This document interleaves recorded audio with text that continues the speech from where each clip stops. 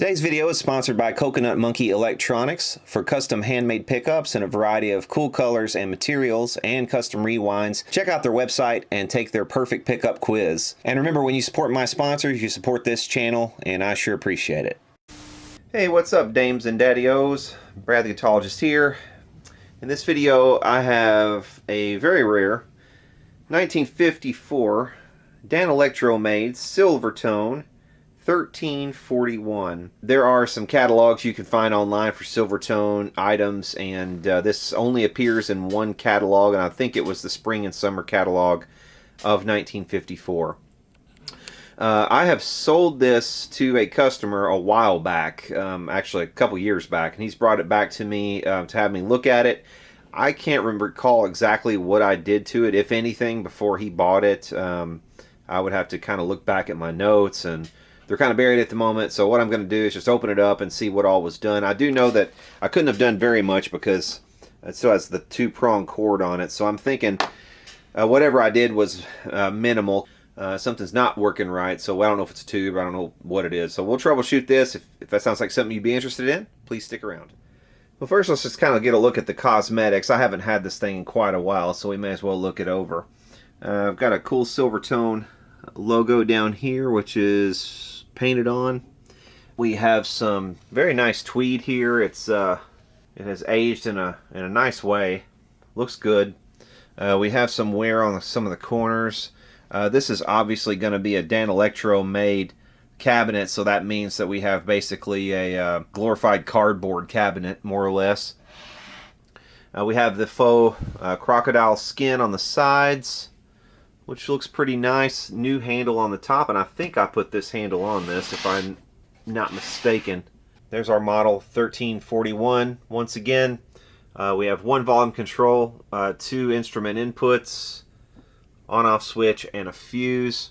Here we are with the back door off, and we can see the Rolla speaker, and it is dated 1953, the 44th week, but once again, I think this amp came out in the spring of 1954. We have a 6SJ7, 6V6, and a 5Y3 rectifier. Out of curiosity, I want to fire this thing up on the Variac very slowly and just see kind of what it's doing, and then we'll see what we need to do to troubleshoot it. We'll pull the chassis and take a look. Okay, we have the amp on. Have it plugged into the Variac. We'll switch it on and dial it up a few volts here. Alright, there we are at 65 volts on the input. We're only drawing 0.13 amps, so that's really good.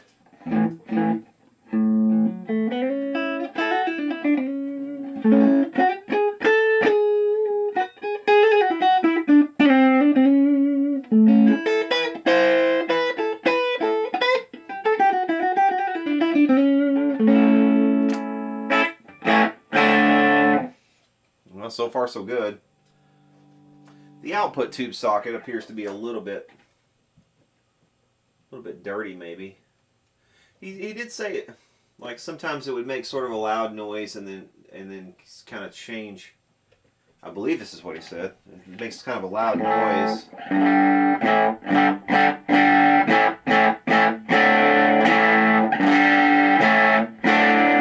And changes volume, I think is what he said. Well, we're only halfway up on the voltage. Let's go ahead and dial it on up.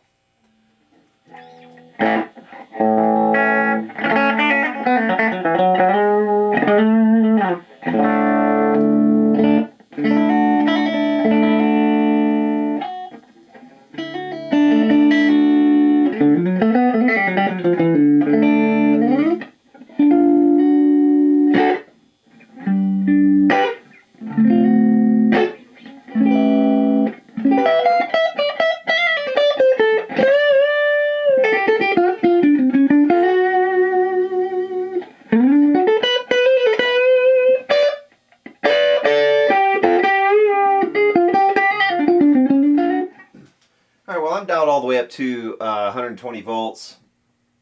I have about 300 milliamps of current draw, which is fine. And it's not doing anything. It's not doing anything it's not supposed to do so far.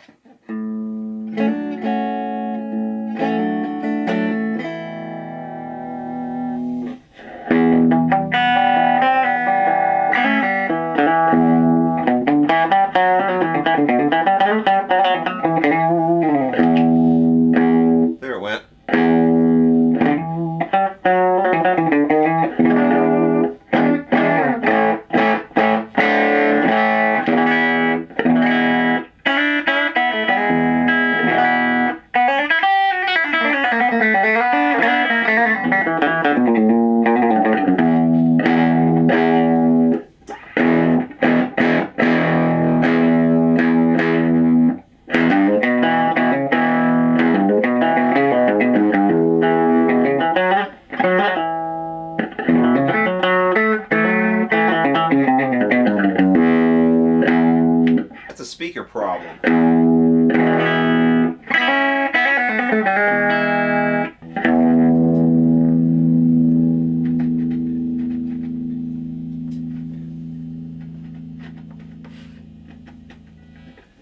It could just be that preamp socket right there. I think it's just a dirty preamp socket. I think that's all it is. Or it's a bad preamp tube. Could be a bad speaker.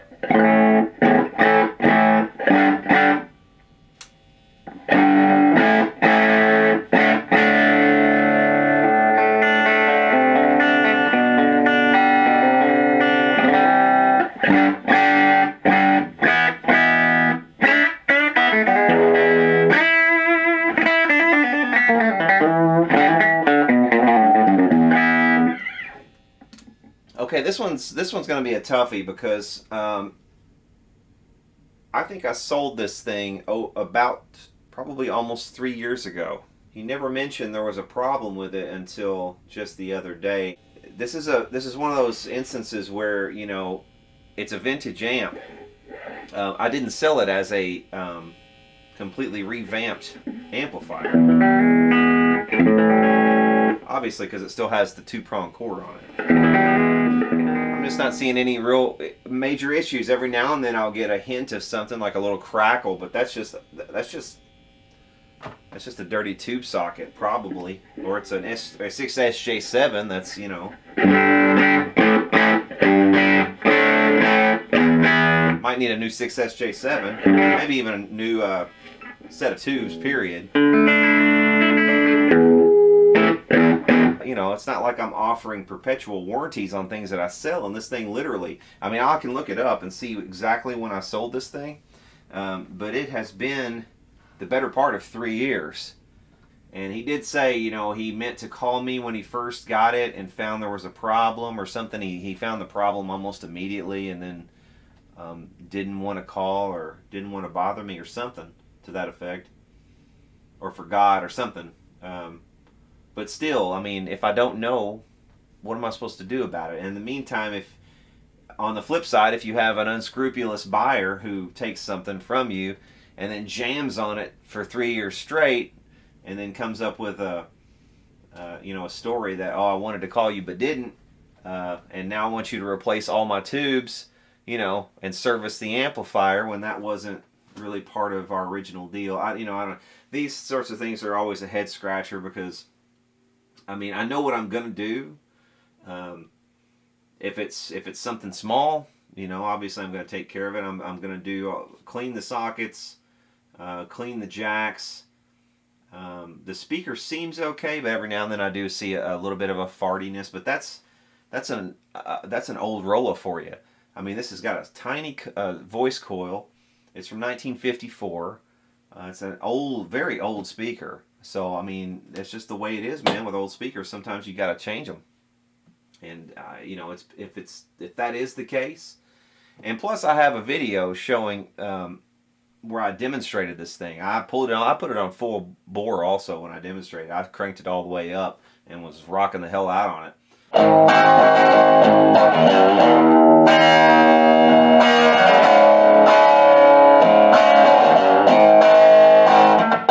So it's not as if I misrepresented what it was or anything like that. So and right now it's doing nothing. It's not doing anything it shouldn't be doing. So, you know, I'm having a head scratching moment right now. What should I do? This is one of those what should I do moments. I'll pass this off to you. Tell me in the comments what you would do at this point. I mean, I'm not gonna name any names here. I'm not gonna shame this guy or anything like that because honestly, I mean, he's done the right thing by finally bringing it back to me, and I want to do right by him. But at the same time, just as a general rule, you know, this is why you make such things as store policies. This is why you say things like, you know, if you're going to return something, here's your deadline for return. If you need anything done to it, here's your deadline for that. You know, you have to have these demarcations and these expectations set at the outset.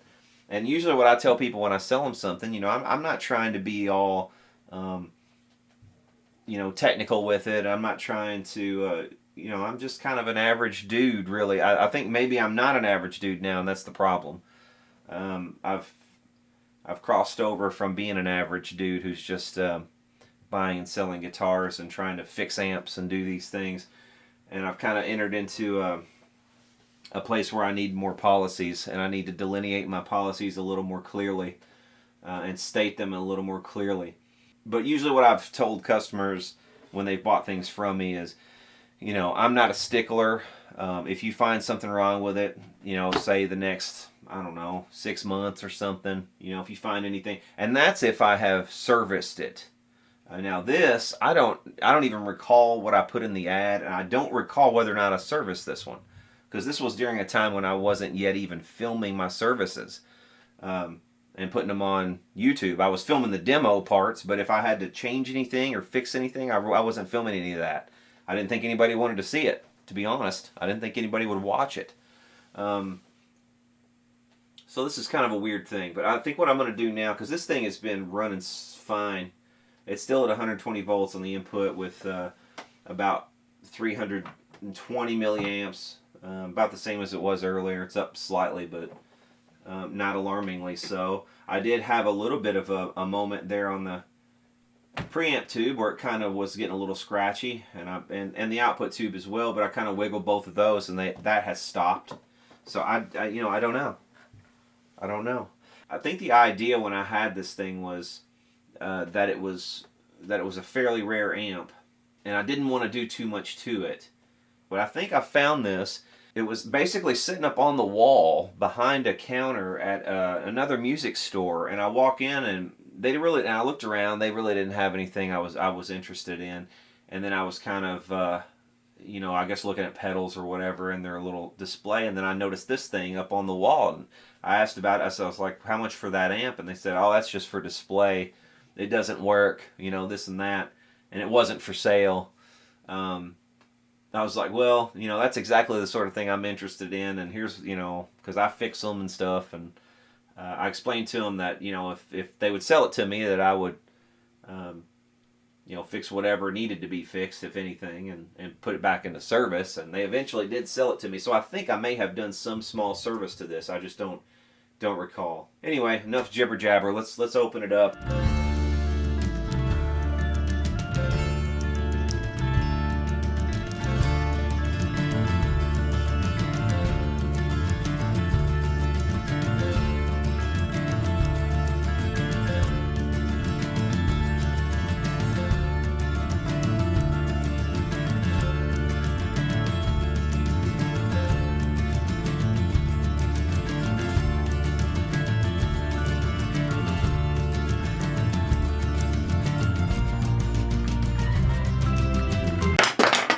Okay, so it looked like I replaced a couple of filter capacitors. They look like 10 microfarad filter capacitors. Also have a capacitor here on the output for bypass. Left the original Astron here on this stage. Left the original Astron death capacitor here. Got a couple of molded capacitors, oil capacitors actually here. But they seem to be working okay. I'm going to fire it up though and test these and see if they're okay. But the deal with this amplifier was this. You know, at the time I was doing this, you know, a few years back, this was before I was even doing anything on YouTube at all. And this was kind of at a time also when I was sort of trying to preserve things as much as possible, because my reasoning for that was this. If you replace this stuff, then you limit yourself. If you don't replace this stuff, then you have an option. So, in other words, if I don't replace these and somebody calls me up and says, hey, I want that amplifier, but I want you to replace the capacitors, then I have the option of saying, okay, no problem, I'll replace the capacitors, and then everybody's happy. But if I've already replaced the capacitors and the guy says, well, this doesn't have any of the original parts, you know, then I don't have the option of selling to that customer. I've lost that customer effectively. I think the best thing I could possibly do is just, you know, clean the pot, clean the jacks, clean the sockets, and make sure that those are okay. I'll test these capacitors to make sure that they are technically still behaving as they should. And that's, you know, what else can I do? Alright, well now I feel like a bit of an idiot. I swear to God, I get more of these than anything. I get more of these. Cold solders. Look at that solder joint right there on the input. See that? This one on this input jack does not look like it has very good solder either. So I think here's what I'm going to do on this. I'm going to do the labor portion for free and only charge him for parts if I need to use parts. I mean, that's about the best I can offer, just especially given the amount of time that it's been since I sold this to him. So, you know, I'm going to bend a little bit and satisfy the customer and make things right with him and hopefully make him happy. And yeah, we'll get this thing back up and jamming. Okay, let's fix the solder on this input first.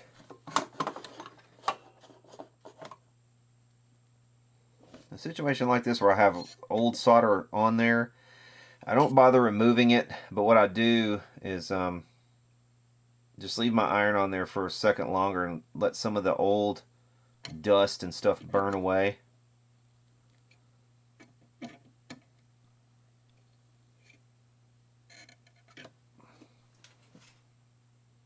Okay, so that's much better.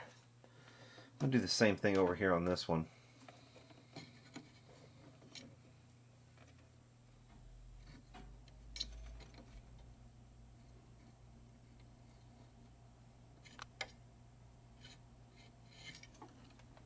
I won't leave that one quite so long because I've got a resistor right there on it, so solder joint right up in there I want to touch up. See that one?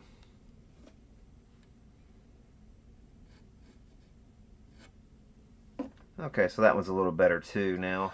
You may have noticed this component right here, and you may already have asked yourself, what is that? And I really can't tell you. There's a screw on the other side. I think it's some kind of capacitor, but I'm not really sure. It's adjustable, obviously. It has a screw, and there's a screw that pops out the other side. There's high voltage right here at this point, and there's two plates that that are separated, I guess, by a dielectric. So I guess it is some kind of capacitor, but let's test that theory and see if it is a capacitor. 0.4 microfarad. So it is a capacitor. See if we can adjust the capacitor. Not really. So I don't know. I mean, I measured it for resistance as well. Let's see.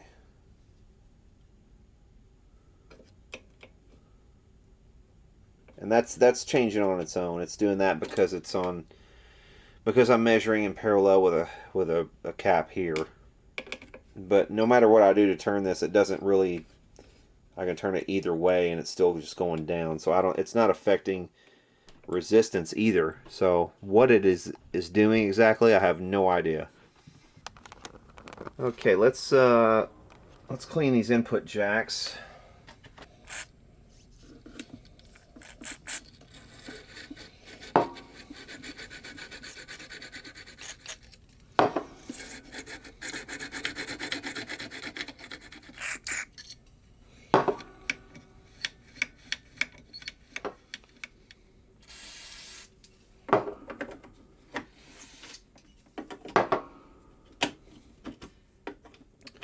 This gives us a chance to look at the other side of the chassis as well. We can see the tubes are labeled. We do have a code on this transformer of 239. That's probably 1952, 39th week, I would imagine. On this transformer, that's the transformer manufacturer code. Here we have a 413 code on this for 1954, 13th week.